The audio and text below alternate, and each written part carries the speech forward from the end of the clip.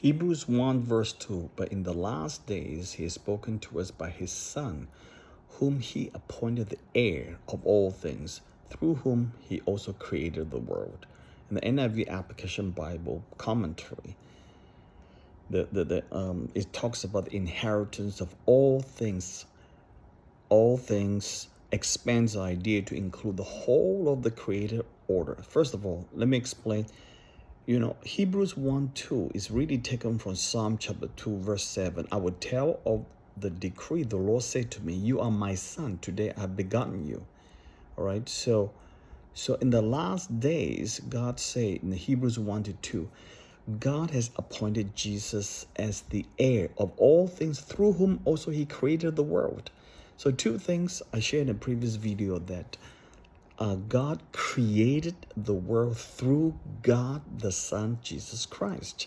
All right, that's the first thing. Second thing is, I also talked about God the Father's appointed his Son to be the heir of all things. Now, what does it mean to be the heir of all things? It is really, really interesting, because heir is like you inherit something. I mean, how does God the Son, who is God himself, need to inherit the world? The reason the heir part of it was used in the Hebrews in the scripture is because the world was lost. The world was lost to Satan in the Garden of Eden.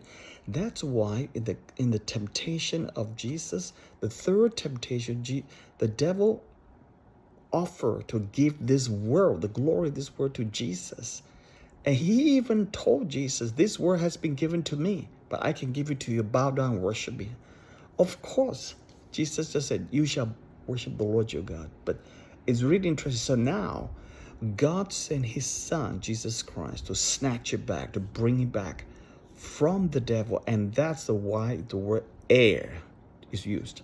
But I just want to say, is a last video tab talk about it was inaugurated, okay?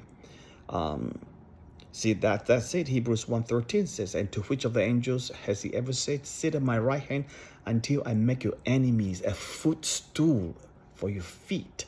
Footstool. To become an heir of this world needs some real intense spiritual warfare.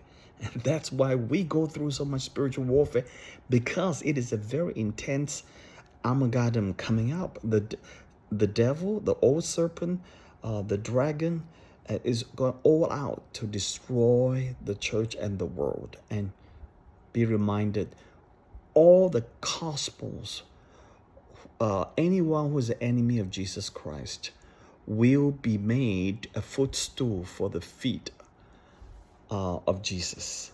You see, the word used, Hebrews 1:13, sit at my right until I make your enemies a footstool for your feet.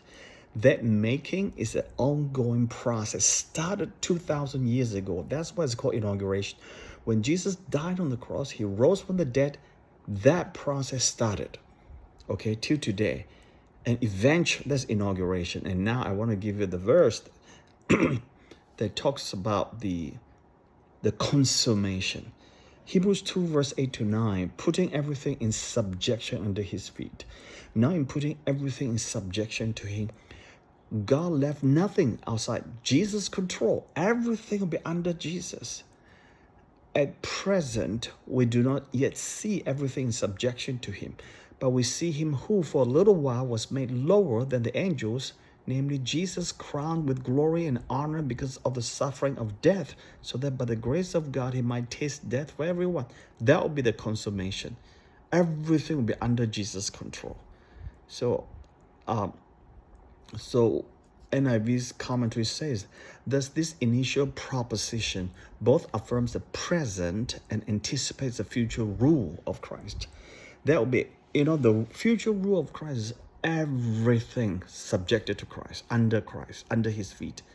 God left nothing outside of Jesus' control. Everything will be under Jesus. So that is the God we serve. That is the God-man, okay? If Jesus didn't become a man, he wouldn't be able to die for us. God doesn't die. But because he incarnate, become a man, he had what he called the privilege, I won't call privilege, but by the grace of God, the Bible says he might taste death for everyone. That is inauguration. And the only way Jesus could taste death for all of us, for every one of us, is the fact that he became a man, and he did. That's the glory of our God.